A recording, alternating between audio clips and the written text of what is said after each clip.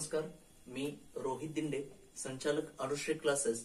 आज आपण 12th science मधला फिजिक्स मधला रोटेशनल डायनामिक्स मधला circular motion, characteristics of circular motion, त्याच्यानंतर रोटेशनल मोशन, सेंट्रिपिटल फोर्स आणि सेंट्रिफ्युगल फोर्स याच्याबद्दल आपण डिस्कस करणार आहे। फर्स्ट बघा की सर्क्युलर मोशन बद्दल याच्या आधी आपण थोडंसं डिस्कस केलेलं आहे। सर्क्युलर मोशन म्हणजे काय म्हटलं, the object moving in the circumference of the circle, त्यालाच आपण काय म्हणतोय, त्याच मोशनला सर्क्युलर मोशन असं म्हणतोय। आता बघा, जसं की आपल्याला टिपिकल मराठी लँग्वेज मध्ये आपण काय म्हणू शकतोय की जो ऑब्जेक्ट काय करतोय, सर्क्युलर पाथ मध्ये रिव्हॉल्व करतोय, ती जी मोशन आहे त्या मोशनला आपण सर्क्युलर मोशन असं म्हणतोय। तर त्याच्यानंतर आपल्याला जे बघायचं आहे तर तो पॉइंट आहे कॅरेक्टरिस्टिक्स ऑफ सर्क्युलर मोशन। आता कॅरेक्टरिस्टिक्स ऑफ सर्क्युलर मोशन मध्ये फर्स्ट कॅरेक्टरिस्टिक काय आहे, it is an acceleration motion किंवा ऍक्सलरेटेड मोशन। आता it is an accelerated motion आपण का म्हणू शकतोय, कारण की ज्यावेळी एखादा ऑब्जेक्ट रोटेशनल किंवा सर्क्युलर मोशन मध्ये ज्यावेळी ट्रॅव्हल होतोय त्यावेळी त्याची व्हेलॉसिटी चेंज होते। बघा काय सांगतोय की त्यावेळी त्याची काय होते, चेंज इन व्हेलॉसिटी, आणि ज्यावेळी व्हेलॉसिटी चेंज होते त्यावेळी ऍक्सलरेशन सुद्धा काय होतं, चेंज होतं। त्याच्यामुळं आपण असं म्हणू शकतो it is an accelerated motion. ही कसली फर्स्ट कॅरेक्टरिस्टिक्स आहे, कॅरेक्टरिस्टिक्स ऑफ सर्क्युलर मोशन। बघा काय सांगतोय की ज्यावेळी एखादा ऑब्जेक्ट काय करतोय, सर्क्युलर पाथ मध्ये फिरत असतोय त्यावेळी तिची व्हेलॉसिटी चेंज होते। बरोबर आहे, व्हेलॉसिटी चेंज होते म्हणजेच ऍक्सलरेशन सुद्धा काय होणार आहे, चेंज होणार आहे। म्हणजेच जो सर्क्युलर मोशन मध्ये फिरणारा जो ऑब्जेक्ट आहे त्याची काय, ऍक्सलरेटेड मोशन, ही फर्स्ट कॅरेक्टरिस्टिक्स आहे। त्याच्यानंतर सेकंड कॅरेक्टरिस्टिक्स काय म्हणलंय, it is an periodic motion. आता it is an periodic motion, periodic म्हणजे काय की कुठलंही समजा एक फॉर एक्झाम्पल आपण घेऊया की समजा ही अर्थ आहे आणि अर्थच्या अराउंड मून काय करतोय, रिव्हॉल्व करतोय। बरोबर आहे, म्हणजे पृथ्वीच्या भोवतीनं काय करतोय, चंद्र फिरतोय। आता समजा चंद्र या ठिकाणून फिरून परत या ठिकाणी आला, म्हणजेच त्याला काहीतरी एक सर्टन टाइम लागला। तसंच दुसऱ्या दिवशी जर बघितलं तरी त्याचं हे जे रोटेशन जे आहे, सर्क्युलर मोशन मध्ये जे रिव्हॉल्युशन आहे, हे त्याचा पिरियड ऑफ टाइम आहे तो सेमच राहतो। जसं की आपण असं म्हणू शकतो की सूर्याभोवती पृथ्वीला फिरायला जो लागतोय तो 365 दिवसच लागतात। म्हणजे काय की त्याचा जो टाइम पिरियड आहे तो सेम आहे। म्हणजेच आपण याला असं म्हणू शकतो हे पिरियडिक मोशन आहे। म्हणजेच काय की ज्यावेळी एक सर्क्युलर आपण रोटेशन कंप्लीट करणार आहे त्यावेळेस त्याच्यासाठी लागणारा जो टाइम आहे किंवा काय, तर त्या याला सर्क्युलर मोशनला आपण पिरियडिक मोशन सुद्धा असं म्हणू शकतो। ही झाली कॅरेक्टरिस्टिक्स ऑफ सर्क्युलर मोशन, या दोन त्याच्या कॅरेक्टरिस्टिक्स। त्याच्यानंतर आपण बघा रोटेशनल मोशन म्हणजे काय हे सुद्धा डिस्कस केलं होतं, की हे डिस्कस करूया। आता बघा रोटेशनल मोशन आणि सर्क्युलर मोशन मध्ये आपल्याला डिफरन्स आता लक्षात येईल। आता रोटेशनल मोशन म्हणजे काय म्हणलं, the motion of object where axis is connected. आता बघा वेअर ऍक्सिस इज कनेक्टेड, आता याचं जर सांगायचं उदाहरण झालं तर दोन उदाहरण घेऊया आपण। ज्यावेळी सर्क्युलर मोशनच्या आपण एक्झाम्पल काय घेतलं, ज्यावेळी ही अर्थ आहे, अर्थच्या अराउंड काय करतोय, हा मून रिव्हॉल्व करतोय। बरोबर, म्हणजे ई हा अर्थचा सेंटर पॉइंट आहे, या सेंटर पॉइंट बरोबर हे सर्क्युलर मोशन मध्ये रिव्हॉल्व करत आहे। सेकंड एक एक्झाम्पल घेऊया आपण, हे व्हील आहे, एखाद्या समजा गाडीचं हे व्हील आहे आणि हे किंवा एक सॉलिड एक राऊंड आहे, एक काय सॉलिड राऊंड आहे। आता बघा हे काय करतंय, हे सुद्धा काय करतंय, एक सर्क्युलर मोशन देतंय आणि याचा ऍक्सिस, पण या ऑब्जेक्ट आणि ऍक्सिस कनेक्टेड नाहीयेत। हे जे आहे ह्याला पण सर्क्युलर मोशन म्हणतो। रोटेशनल मोशन कशाला म्हणतो, जे एखादा सॉलिड ऑब्जेक्ट आहे, बघा एखादा सॉलिड ऑब्जेक्ट आहे आणि तो काय करतोय, त्याचा सेंटर जो आहे त्याचा आणि सर्कम्फरन्स हे सगळे कनेक्टेड आहेत, असे जे काय मोशन असतात याला आपण रोटेशनल मोशन म्हणतोय।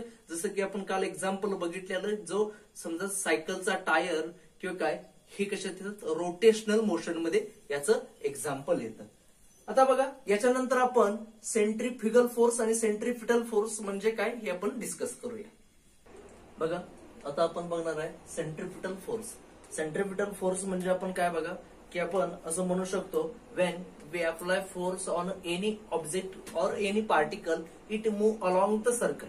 म्हणजे जर आपण एखाद्या पार्टिकल वरती फोर्स अप्लाय केला तर ते काय करतंय, सर्क्युलर मोशन मध्ये रिव्हॉल्व करतंय. जसं की आपण असं म्हणू शकतो की हा पार्टिकल आहे, याच्यावरती आपण फोर्स अप्लाय केला तर हा काय करतोय, त्याचं मोशन सर्क्युलर मोशन मध्ये करतोय. आणि हे सर्क्युलर मोशन मध्ये त्याचं रिव्हॉल्युशन होत असताना त्याच्यावरती जो आपण केलेला फोर्स आहे त्याची जी डायरेक्शन आहे, म्हणजे त्याच्यावरती जो ऍक्ट होणार रिझल्टंट तो काय टुवर्ड्स द सेंटर, यालाच आपण सेंट्रिपिटल फोर्स असं म्हणतोय. बघा, ज्यावेळी when we apply force on any object it's move along the circle, along the circumference of the circle and force directed towards the centre, म्हणजेच काय तर त्याला आपण सेंट्रिपिटल फोर्स असं म्हणतोय.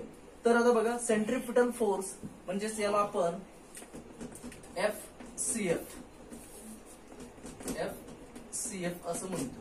आता बघा, याच्यामध्ये फर्स्ट आपण काय करूया की ज्यावेळी सेंट्रिपिटल फोर्सला हा जो आहे हा सेंटर आहे, ही जी आहे व्हेलॉसिटी, ही रेडियस, हा समजा पॉइंट आहे, याला काहीतरी जे मास आहे ते m आहे.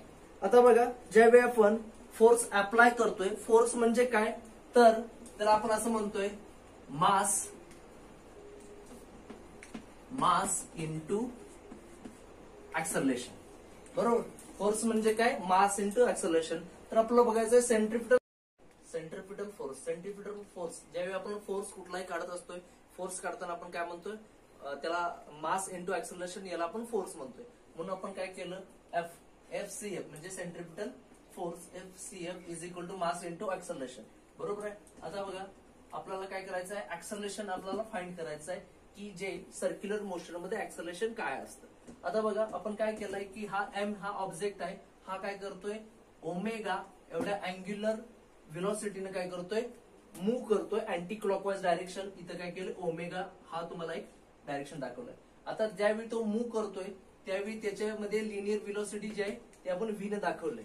बरोबर, जसं की आपण ज्यावेळी लिनियर व्हेलॉसिटी v काढत असताना आपण काय म्हणणार, जे ओमेगा इंटू r म्हणजे काय, त्याचं जे रॅडियल डिस्टन्स आहे याच्यावर आपण व्हेलॉसिटी v आपण काढतोय. बरोबर आहे. त्याच्यानंतर आपल्याला याचं जर ऍक्सलरेशन काढायचं असेल तर ऍक्सलरेशन आपण काय करतात, हे जे linear velocity into angular velocity, याला आपण काय म्हणणार, ऍक्सलरेशन. बरोबर.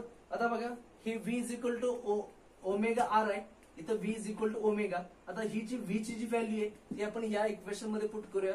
म्हणजे a इज इक्वल टू परत काय येणार, हे ओमेगा r आणि हे ओमेगा, म्हणजेच acceleration is equal to omega square r. ही आपल्याला काय मिळाली, ऍक्सलरेशनची व्हॅल्यू मिळाली. ती आपल्याला इथं ऍक्सलरेशनच्या इथं पुट करायचे. म्हणजे काय होईल, m into omega square r, म्हणजेच याला आपण m ओमेगा स्क्वेअर r असं आपण म्हणतोय. म्हणजेच काय की आपल्याला centripetal force is equal to काय मिळालं, m ओमेगा स्क्वेअर r.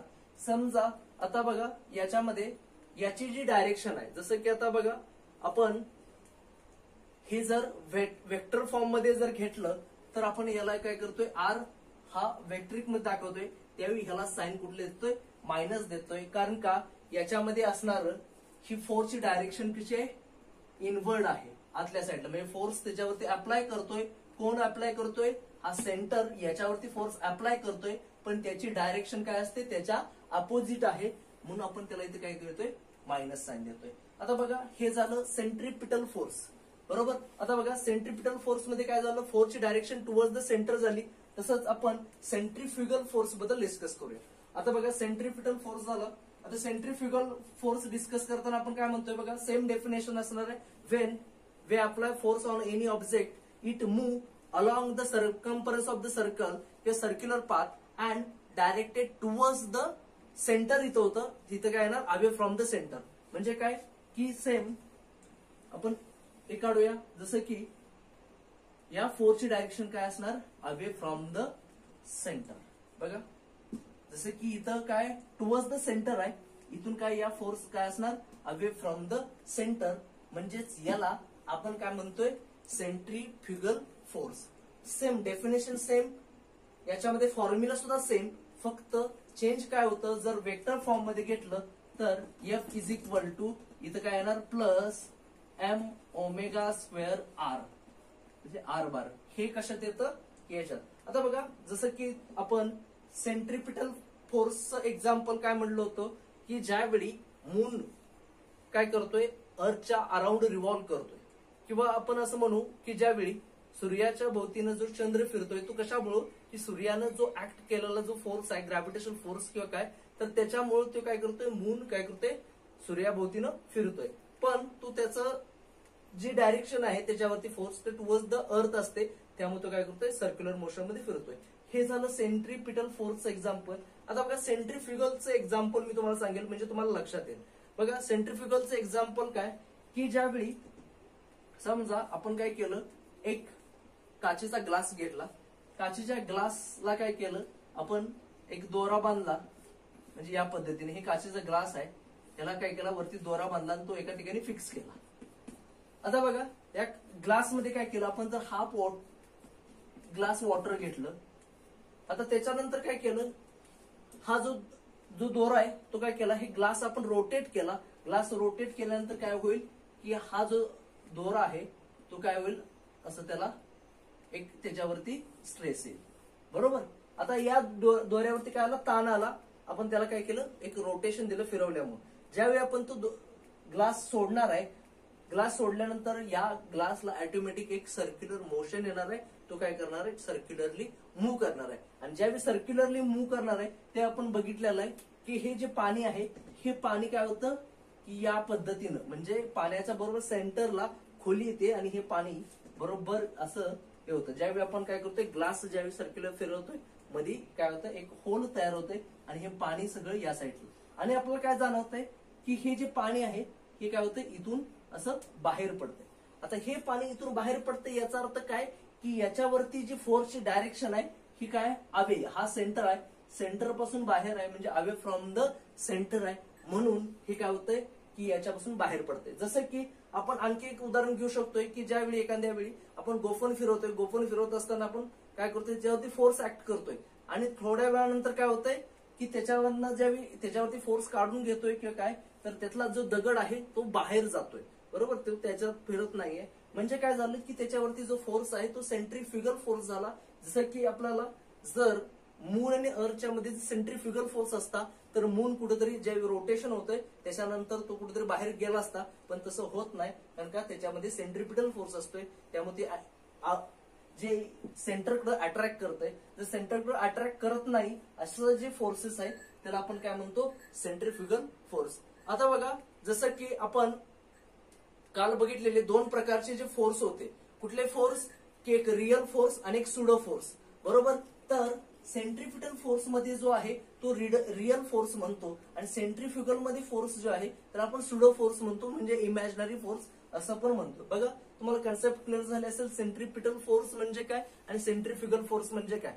दोन गोष्टी लक्षात ठेवायची, की याच्यामध्ये सेंट्रिपिटल फोर्स मध्ये त्याची जी डायरेक्शन आहे टुवर्ड्स द सेंटर असते आणि सेंट्रिफ्युगल फोर्स मध्ये जो फोर्सची direction away from the centre असते. त्याच्यामुळे काय होतंय, की जे ऑब्जेक्ट आहे त्या ऑब्जेक्ट वरती काय होतंय, की ज्याच्यावरती आपण फोर्स अप्लाय केलाय त्याचं जे मुवमेंट आहे ते आपल्याला लक्षात येते. बघा एकदम सिंपल मध्ये मी तुम्हाला ही व्हिडिओ सांगलेले. माझे व्हिडिओ तुम्हाला कसे वाटले नक्की कमेंट मध्ये कळवा. आमचं चॅनल सबस्क्राईब करा. थँक्यू.